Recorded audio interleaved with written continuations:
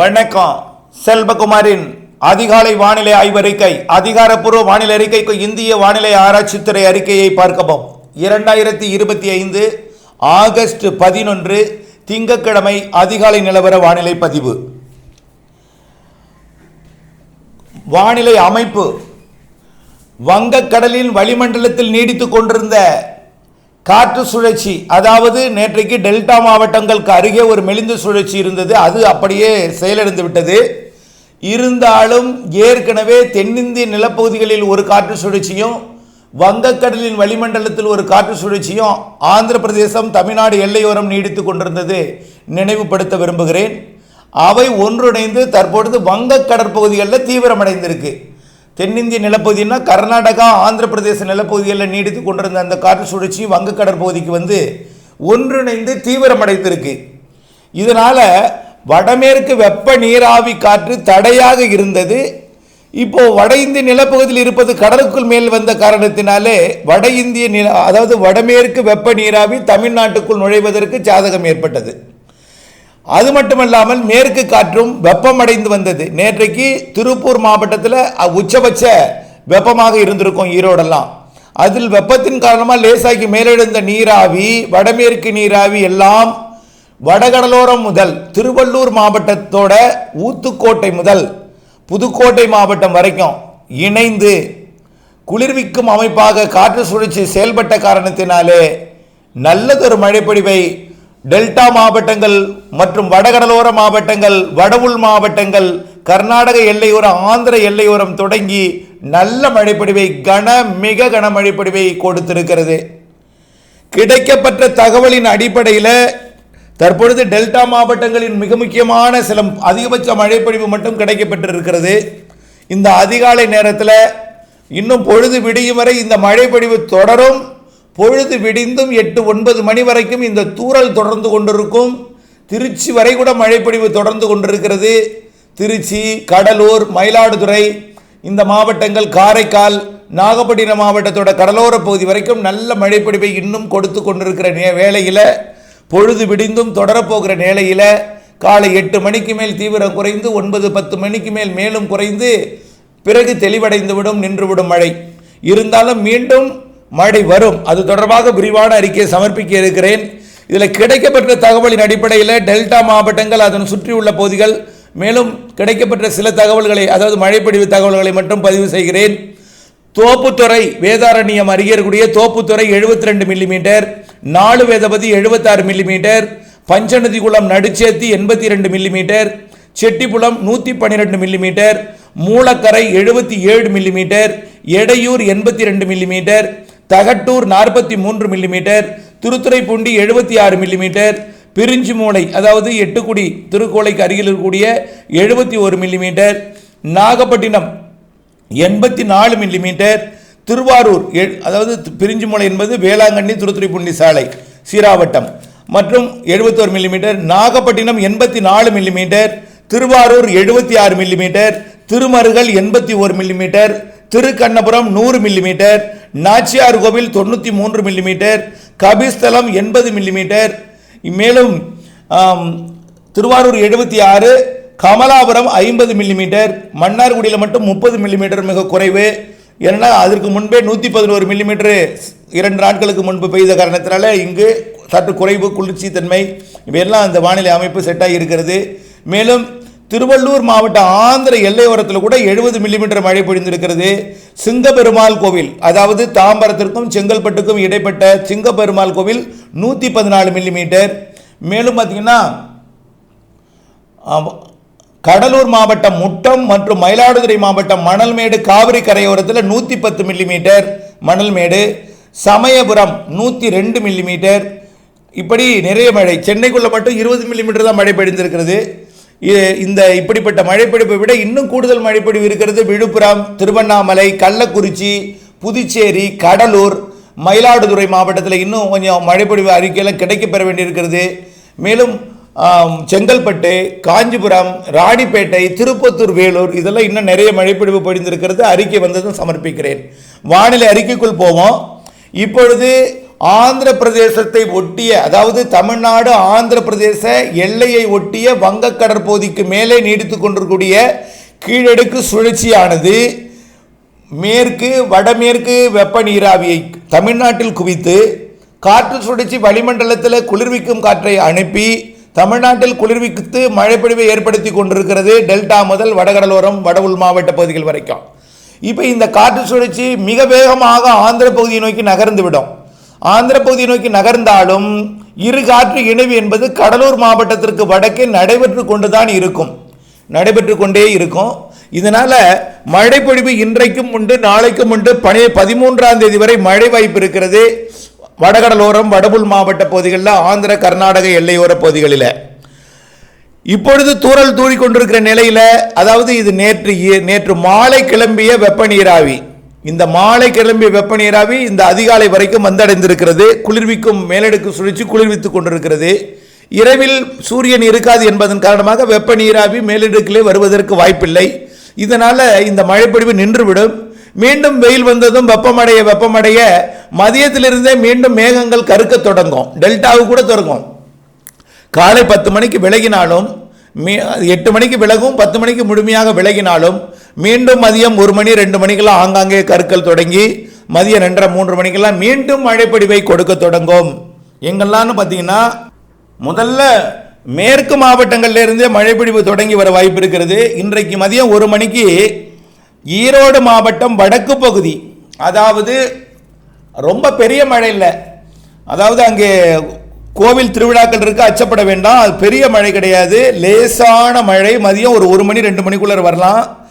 பிறகு திண்டுக்கல் மாவட்டம் கொடைக்கானல் மலைப்பகுதி, மதுரை மாவட்டம் வடக்கு பகுதி, திண்டுக்கல் மாவட்டம் வத்தலகுண்டு, திண்டுக்கல் உள்ளிட்ட பகுதிகள், மேலும் மதுரை மாவட்டத்தோட உசிலம்பட்டி, மாடிப்பட்டி, சோழவந்தான் இந்த பகுதி, விருதுநகர் மாவட்டத்தோட ஸ்ரீவில்லிபுத்தூர், ராஜபாளையம், வெம்பக்கோட்டை இந்த பகுதி, அப்படியே ராமநாதபுரம் மாவட்டத்தோட உள்பகுதி, சிவகங்கை மற்றும் புதுக்கோட்டை மாவட்டத்தில் ஆங்காங்கே, டெல்டா மாவட்டத்தில் ஆங்காங்கே இன்றைக்கு மதியம் மழை வரும். பிறகு அப்படியே பார்த்தீங்கன்னா சேலம் மாவட்டத்திலையும் நாமக்கல் மாவட்டத்திலையும் மழை உருவாகும்.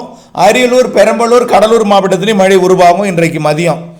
இன்றைக்கு திங்கட்கிழமை மதியம் 11 மணிக்கு இந்த அறிவிக்கப்பட்ட இடத்துல மதியம் மழை உருவாகும். பெரிய மழை இருக்காது. அந்த மழைப்பொழிவு இன்றைக்கும் டெல்டாவிற்கு மாலையில் கொடுப்பதற்கு வாய்ப்பு இருக்கு.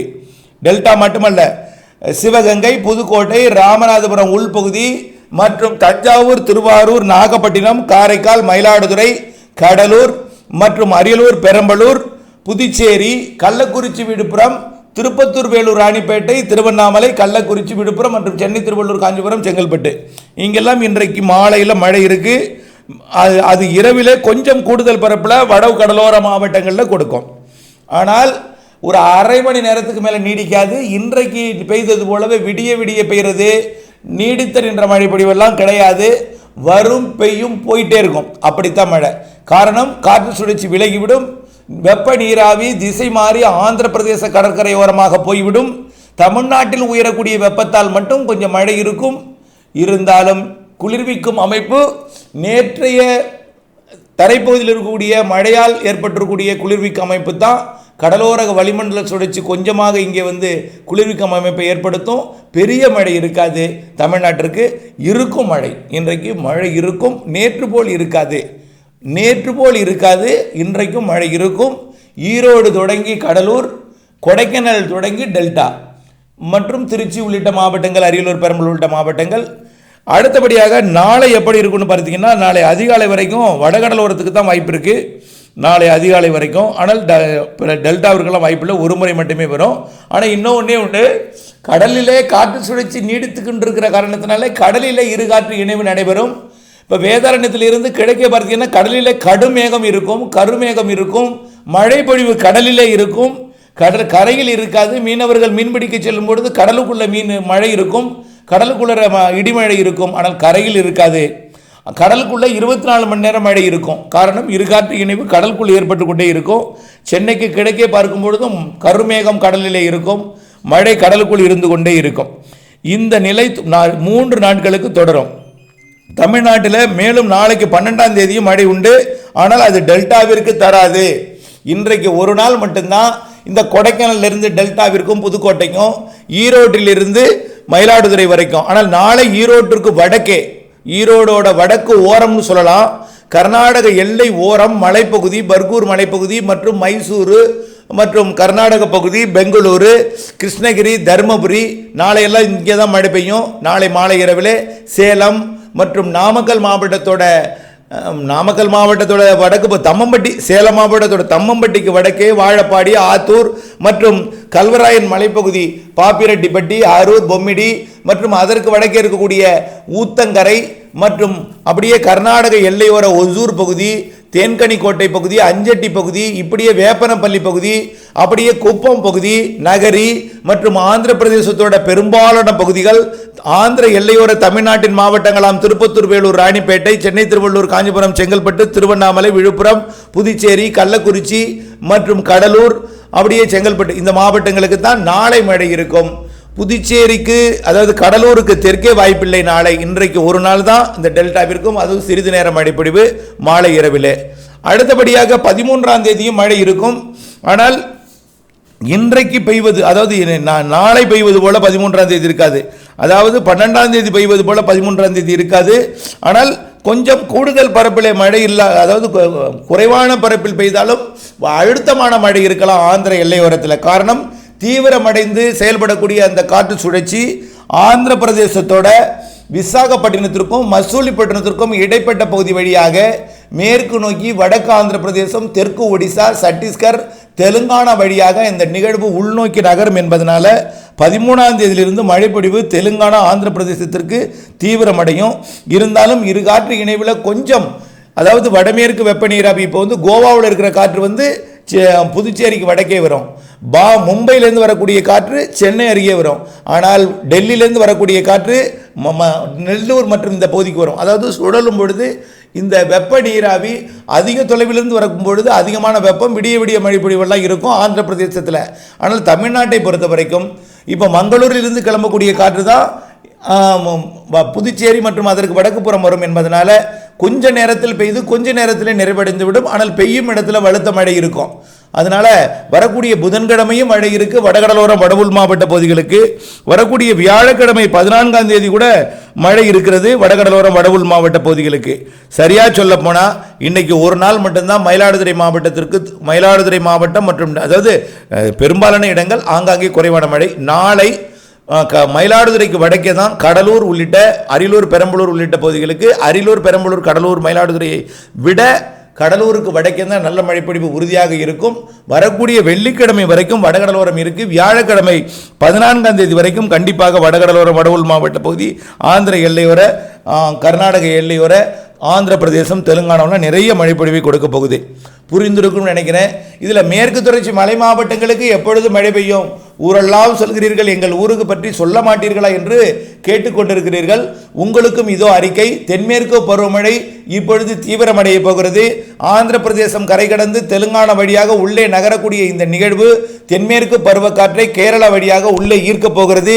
இதனால் மேற்கு தொடர்ச்சி மலையில் நல்ல மழைப்பொழிவை வரக்கூடிய மாத இறுதி வரை கொடுக்க போகிறது. ஓரிரு நாள் இடைவெளி கொடுத்தாலும் அந்த நாள் ஓரிரு நாள் தான் இருக்கும். மாத இறுதி வரையும் தென்மேற்கு பருவமழை கொஞ்சம் தீவிரமாக இருக்கும். இதனால் அணைகள் நீர்பிடிப்பு பகுதிகளுக்கு நல்ல மழை பொழிவை கொடுக்கும். இறங்கு முகத்துக்கு சென்ற அல்லது உபரி நீர் திறக்காமல் நிறுத்தப்பட்ட முழு கொள்ளளவில் இருக்கக்கூடிய அணைகளுக்கு மீண்டும் உபரி நீர் திறக்கும் அளவிற்கு தண்ணீர் வரும். நிரம்பாத அணைகளை நிரப்பும். சீரான மழைப்பொழிவு கொடுத்து கொண்டிருக்கும்.